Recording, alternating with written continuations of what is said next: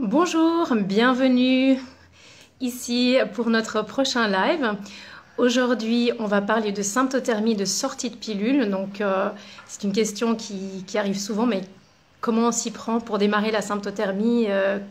Quand est-ce qu'on arrête la contraception hormonale? Aujourd'hui, j'invite Emma qui va nous parler de ce sujet.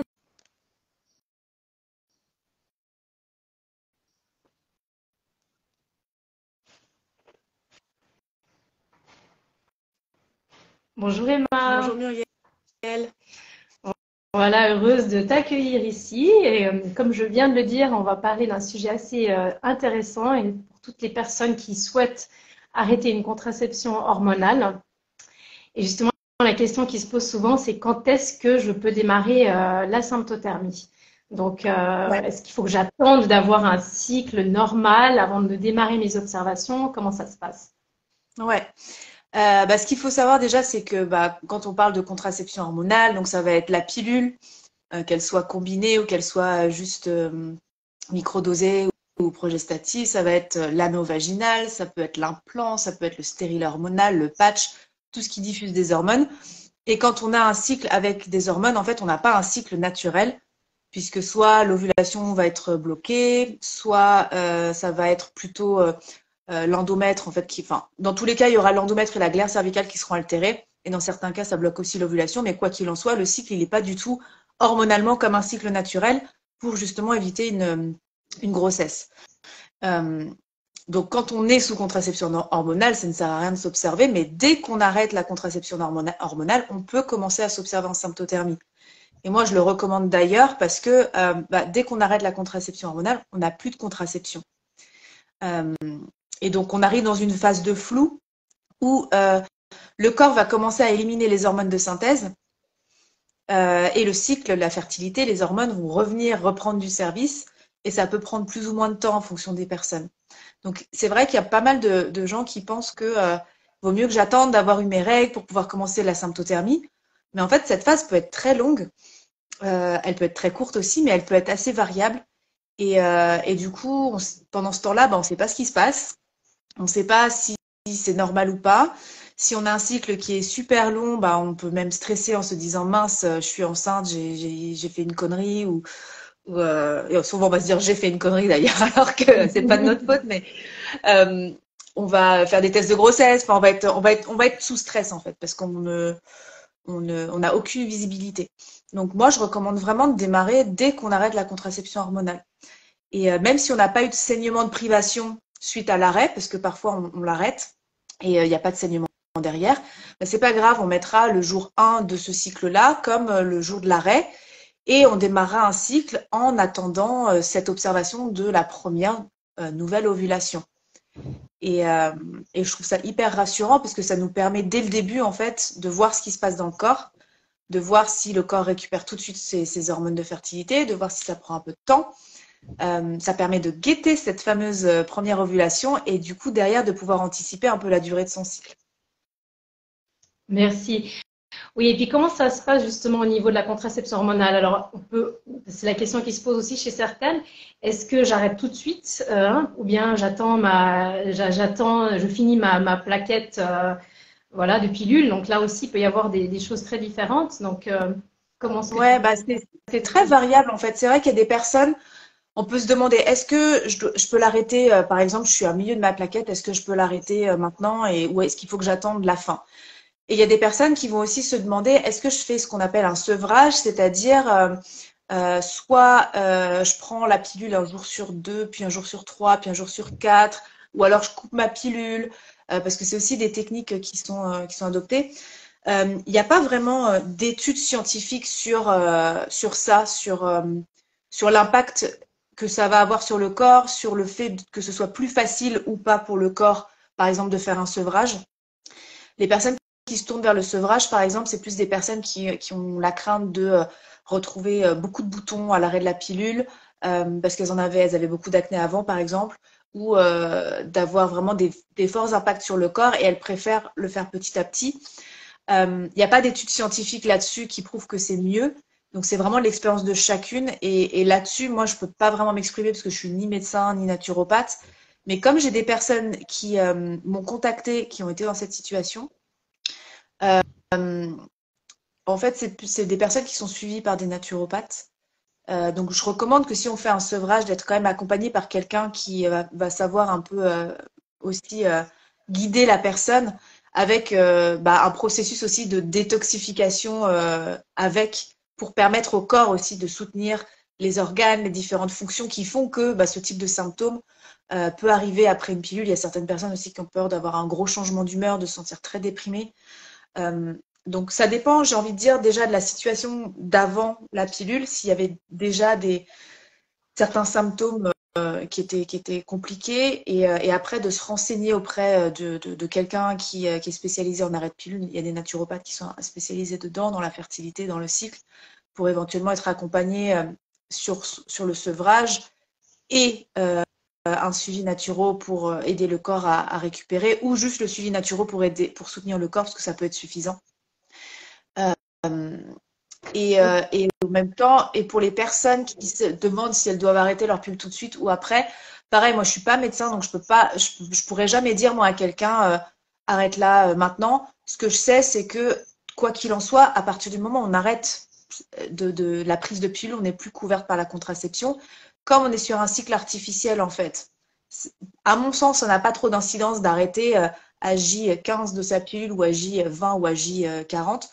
Enfin, J40, ça n'a pas de sens, mais enfin voilà, au niveau de sa plaquette, si on est sur la fin, autant la terminer s'il nous reste 3 jours.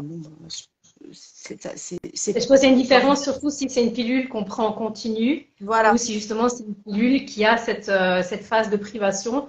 Donc là, c'est différent. C'est vrai que si on la prend en continu, finalement, peu importe, on peut la stopper tout de suite. Mais s'il y a cette phase de privation, on peut se dire, voilà, je finis ma plaquette éventuellement. Ça. J'ai cette phase de privation, sachant que justement, le jour où je suis censée reprendre la pilule et je ne la reprends pas, et là, c'est sûr qu'il va falloir que je me protège en cas d'infection. Et puis c'est vrai que là, je parle de la pilule, mais il y a les autres contraceptions. Si on fait retirer un implant, un patch ou un stérilet, c'est à l'instant T. Donc en fait, la diffusion s'arrêtera instantanément, peu importe quand on est. Donc il n'y a pas de. Puis généralement, pour le faire retirer, bon, peut-être pas le patch ou l'anneau, mais pour faire retirer ce type de dispositif, il faut aussi avoir une consultation. Donc ça, on va pas le faire à un moment précis, on va retirer au moment où on a la consultation. Donc pour moi, il n'y a pas vraiment de règle absolue par rapport à ça. C'est aussi comme on le sent dans notre corps. Quelque chose qui est intéressant quand même, c'est que je remarque qu'il y a pas mal de personnes qui, au bout de plusieurs années de prise de contraception hormonale, à un moment, elles sentent dans leur corps que leur corps en a marre.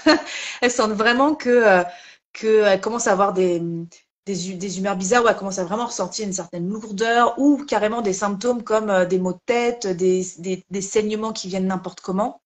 Et elles ont cette intuition de se dire finalement, les hormones, c'est pas trop mon truc, quoi. Donc, il y a cette démarche-là. De plus en plus, je crois que de plus en plus de femmes, c'est vraiment ça, de personnes qui arrêtent, c'est ça. Et il y a vraiment ce sentiment de, en fait, ça fait 10 ans que je la prends, et il y a beaucoup de personnes aussi qui vont se dire, là, j'avais pas de copain, du coup, je l'ai arrêté pendant 1 an, et là, j'ai de nouveau un copain, mais j'ai pas envie de la reprendre parce que franchement, je suis bien au naturel. Je me suis rendu compte que je récupérais ma libido, je me suis rendu compte que j'étais plus solaire, je me suis rendu compte que mes humeurs c'était mieux, que j'avais perdu du poids, et j'ai pas envie de retourner en arrière, quoi. Donc voilà, sur la question de l'arrêt, il y a pas vraiment de règles. Et si c'est un sevrage, je recommande d'être plutôt accompagné pour pas faire n'importe quoi. Et donc, pour ma part, les personnes qui m'ont contacté pour du sevrage, j'ai accepté de commencer à les accompagner parce que, à partir du moment où on n'est plus couverte par une contraception en continu, le cycle peut revenir. C'est un peu comme une phase d'allaitement, en fait. C'est une phase postpartum où on a un peu un conflit, on ne sait pas trop. Le cycle naturel il est en train de revenir. Donc, ça permet vraiment de vérifier ça, de voir aussi comment le corps réagit au sevrage, s'il y a vraiment les indices nous donnent beaucoup d'indications. Et puis éventuellement de repérer s'il y a une ovulation qui se fait malgré la prise de certains jours de contraception. Parce que quand on est sous contraception de pilule, par exemple, et qu'on rate un jour de prise, on peut tomber enceinte parce qu'il peut y avoir un retour de la fertilité à ce moment-là. Donc, ça veut dire que pendant un sevrage, on peut aussi avoir une ovulation à tout moment. Donc en observant les symptômes physiques et la température, ça nous permet de justement pouvoir traquer ça. Oui, maintenant, justement, c'est la question classique. Justement, combien de temps met le cycle à se remettre en place, en fait? Le cycle naturel. Comme on disait justement, sous contraception hormonale, on n'a pas de cycle, on est un peu en stand-by. Et donc, quand on arrête ça, eh ben, le corps il va commencer à travailler, le cycle va se remettre en place. Donc, qu'est-ce que tu nous dis par rapport à ça? Eh ben, il n'y a pas de règle. Il n'y a vraiment pas de règle. C'est très variable. Il y a des personnes qui vont tout de suite récupérer leur cycle, comme en l'an 14, ou démarrer un cycle, parce que j'ai aussi des personnes qui ont toujours été sous pilule, qui ne se rappellent même plus comment était leur cycle avant, et qui d'un coup vont avoir un cycle régulier avec des ovulations qui se passent très bien, en continu, pas de souci. Il y a des personnes où ça va être le premier cycle qui va être très loin à revenir, et là, ça peut durer longtemps. Moi, dans les personnes que j'ai accompagnées, le maximum, ça a été un peu plus de 2 mois, donc dans les 70 jours, 80 jours. J'ai pas eu plus, mais je sais que dans le commun des mortels, il y a des personnes qui peuvent avoir plusieurs mois, voire 6, 8, 10 mois sans avoir leurs premières règles. Donc ça peut être très long. Et inversement, il peut aussi y avoir le cas de on récupère bien un premier cycle, mais ça devient très irrégulier. C'est-à-dire que le premier, ça revient, puis ensuite, il y a une détox qui se fait derrière. Le corps met un peu plus de temps. Donc, on est vraiment sur une période en fait de réappropriation. Et là, c'est là que l'observation, elle a tout son sens, parce que ça permet de tout voir en temps réel. Absolument. Et je pense que pour rebondir encore sur les règles, c'est vrai que c'est ça qui est génial, c'est quand on s'observe, on va vraiment savoir si ce sont des règles et pas des saignements intermenstruels. Donc, encore une fois, les règles sont toujours précédées d'une ovulation. Donc, en fait, quand on arrête cette pilule, ben, on attend en fait qu'il y ait une ovulation et ensuite il y aura des règles. Donc, si on s'observe pas, en fait, on sait pas trop où on en est. Et là, c'est ça qui est top avec la symptothermie, mais on sait exactement ce qui se passe. Ce qui fait qu'effectivement, moi je le connais aussi dans mes suivis, parfois 3 mois, j'ai eu je crois maximum 3, 4 mois vraiment où il se passait pas grand-chose en fait, donc il n'y avait pas d'ovulation. Mais ben, le corps il est résilient, donc ça finit par revenir, il ne faut pas se soucier, donc ça c'est top. Et pour peut-être en revenir au niveau des suivis, donc comment ça se passe justement donc si on prend un accompagnement et on a arrêté une contraception hormonale et du coup peut-être que justement il va falloir attendre plusieurs semaines voire même peut-être plusieurs mois jusqu'à ce que le cycle naturel redémarre. Mais qu'est-ce qui se passe si on a acheté son suivi puis on se dit bah mince du coup là je m'observe donc c'est intéressant mais du coup il n'y a pas d'ovulation. Comment est-ce qu'on procède dans ce cas-là? Et ben justement, en fait, déjà, je recommande vraiment d'être accompagné par une conseillère quand on sort de contraception hormonale, parce que justement, comme tu l'as dit, c'est pas parce qu'on va avoir des saignements que ça veut dire qu'on a ovulé, que ce sont des règles, et aussi parce que si ça prend plus ou moins de temps, on ne sait pas où on en est et on peut vraiment être stressé. Et aussi, comme on a encore peut-être l'impact des anciennes hormones, il se peut qu'au niveau des indices, on soit un peu perdu. Déjà, en temps normal, généralement, quand on démarre la symptothermie, on est perdu. Généralement plus sur la glaire cervicale, l'élixir que la température, puisque la température, bon, c'est assez fixe. C'est plus une question d'interprétation. Mais sur l'élixir, c'est comment je l'observe. Donc déjà, ça, de base pour tout le monde, c'est généralement quelque chose qui est un petit peu difficile au départ, parce qu'on ne nous a jamais appris ça, on n'a jamais osé se toucher. On n'arrive pas à distinguer ça d'autres sécrétions, enfin c'est complètement nouveau. Et quand on sort de contraception, ces indices vont d'autant plus être possiblement encore perturbés. On peut se retrouver avec beaucoup de sécheresse, donc pendant des jours, des semaines, il n'y a rien de sécrété, donc on n'arrive pas à observer de l'élixir. Et du coup, on est perdu parce qu'on se dit, mais qu'est-ce qui se passe? Il ne se passe rien, ça peut faire stresser. Il peut y avoir le cas inverse, avec ce qu'on appelle l'élixir fou, c'est-à-dire que comme le corps est en train de se détoxifier, en fait, il y a beaucoup, beaucoup, beaucoup d'élixirs. Il n'y a que l'élixir étirable et du coup, on se dit, mais ça ne va jamais finir, il y en a partout. et du coup, on ne sait pas l'interpréter non plus. Il peut aussi y avoir des périodes où on en a un peu, puis on n'en a plus, puis on en a, puis on n'en a plus. Et du coup, on n'arrive pas à suivre parce qu'on se dit, attends, est-ce que ça veut dire que j'ai ovulé? Mais du coup, j'ai encore derrière, la température, je comprends rien. On peut avoir une température qui est encore assez haute quand on est encore en détox hormonal, parce qu'il y a encore l'effet des progestatifs qui font que la température reste haute. Il se peut qu'il y ait la température en zigzag parce que le corps, il est un peu perdu. Et donc tout ça, en fait, ça donne des points de difficulté en plus. Donc déjà, premièrement, je recommande d'être accompagné pour voir et comprendre où on en est et être rassuré. Et en termes de suivi, en fait, donc nos suivis, par exemple, le suivi de base hein, qu'on propose à tout le monde, c'est le suivi sécurité, donc qui dure 6 mois, avec 6 consultations, un suivi en continu par messagerie et l'accès à Symptostars en illimité. Mais bien évidemment, c'est bah oui, mais si moi je mets 3 mois à retrouver mon cycle, bah en 6 mois on n'a pas vu grand-chose. Donc, je crois qu'on est un peu toutes raccord sur cette organisation-là entre les conseillères de la fondation. Mais moi, je vais dire plutôt moi comment je procède, c'est que moi, je parle plutôt de 6 cycles dans ces cas-là. Je vais dire, en fait, moi, on va déjà faire une première consultation de démarrage pour bien tout réexpliquer. C'est ce que je fais avec quasiment la majorité des personnes que j'accompagne. Et ensuite, on va programmer une deuxième un mois plus tard pour faire le point sur les premières observations, parce que ça me semble important de se reparler. Et en fonction, on voit un petit peu où on en est. Si on voit qu'il y a déjà eu une ovulation ou un début d'ovulation, qu'on est en fermeture de fenêtre, on recale une troisième consultation et on voit si effectivement les cycles sont revenus. Si on constate que les cycles mettent un peu de temps, moi ce que je fais, c'est que je mets les consultations en pause, mais je continue de suivre par messagerie. C'est-à-dire que la personne va juste continuer de s'observer. Moi, je suis à disposition pour l'aider si jamais bah, elle veut que je regarde son cyclogramme pour comprendre l'élixir parce que ça change tout le temps, c'est compliqué, pour la température, pour identifier avec elle si effectivement on voit un début d'ovulation ou une possibilité de confirmer une première ovulation. Je suis à distance. Et dans ce cas-là, en fait, à partir du moment où on voit qu'il se repasse quelque chose, c'est un peu comme la période postpartum, en fait, c'est vraiment, j'ai la même flexibilité. C'est bah, comme on voit, quand on voit qu'il se repasse quelque chose, là, on refixe la consultation et on reprend jusqu'à arriver à 6 cycles. Donc moi, si cette personne-là, ces 6 cycles, elle les a sur 8 mois ou un an, ça ne me pose pas de problème. On va prendre le temps parce que c'est super important que la personne soit bien accompagnée, qu'elle puisse voir la méthode.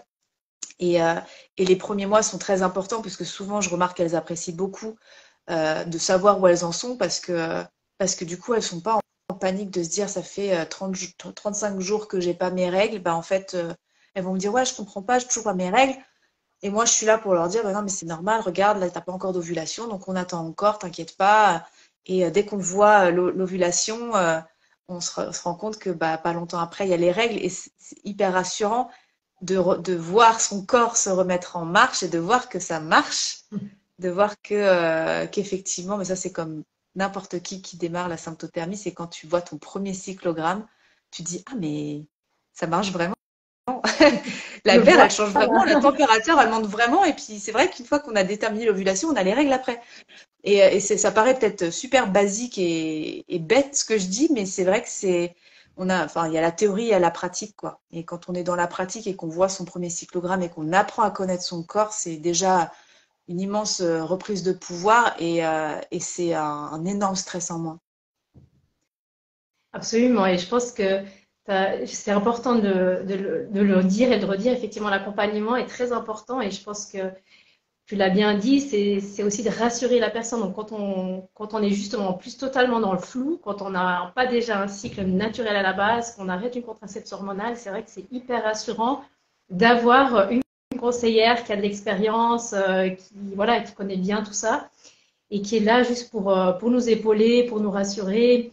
Il y a toujours cette possibilité de mettre en pause si vraiment on est trop stressé, c'est pas grave, on peut reprendre plus tard. Donc, ça va pas être ça ne doit pas vous empêcher d'avancer. Donc tout ça, effectivement, on est on a beaucoup de souplesse en fait par rapport à ce genre de suivi. L'idée, c'est vraiment que vous soyez bien formés, qu'on prenne le temps. Et voilà, c'est pas parce qu'il se passe rien, entre guillemets. En fait, il se passe quelque chose dans le corps, bien entendu, mais au niveau de l'ovulation, on va raccourcir le suivi. Donc ça, c'est C'est important ça. de le dire. Ouais, complètement. C'est important et le fait de je vois aussi qu'il y a beaucoup de personnes qui vont démarrer, et ça, c'est même pas forcément juste en sortie de contraception hormonale, mais c'est vrai que ça y contribue. C'est que une fois qu'on a compris comment c'est censé marcher si on voit pas que notre cyclogramme colle vraiment à la théorie. On se dit, mais attends, je comprends pas. Je pensais que quand j'avais ça, j'avais un changement d'élixir, j'avais la température qui allait monter, mais là, je vois que ça monte pas, je comprends pas. Et ça crée du stress, en fait, parce qu'on a une théorie, on a un manuel avec une méthode qui dit, voilà, ça se passe comme ça. Et d'ailleurs, on voit que dans la réalité, c'est pas ça. Donc, on se dit, mince, j'ai un problème, il y a quelque chose qui marche pas. Donc, nous, on est vraiment là pour dire, non, non, t'inquiète pas, c'est normal. Enfin, voilà, ça prend du temps. Enfin, même pas forcément c'est normal, mais juste, il y a une explication. On va toujours Mhm. chercher. Et en contraception, en sortie de contraception hormonale, c'est classique en fait que ça prenne du temps, etc. Sur des personnes qui ont ces cas de figure, mais qui sont pas en sortie de contraception hormonale, qui n'ont pas peut-être des pathologies ou des déséquilibres hormonaux, c'est rassurant aussi parce que déjà, ça permet de savoir où on en est, ça permet euh, de, de suivre, de suivre quand même ces cycles et puis de se rassurer dès que ça fonctionne, de voir qu'en fait, si, une fois qu'on a compris, en fait, on est beaucoup plus à l'aise et puis après, derrière, c'est génial, quoi. Ouais. Absolument. Bah, écoute, merci beaucoup. Je pense qu'on a, on a bien creusé le sujet. Après, peut-être quand même, je précise, il ne faut pas toujours croire que ça met beaucoup, beaucoup de temps, hein, parce que parfois c'est l'inverse. Parfois, ça revient tout de suite. Donc, Mais moi, c'est pour ça que, comme tu disais, Emma, il n'y a pas de règle.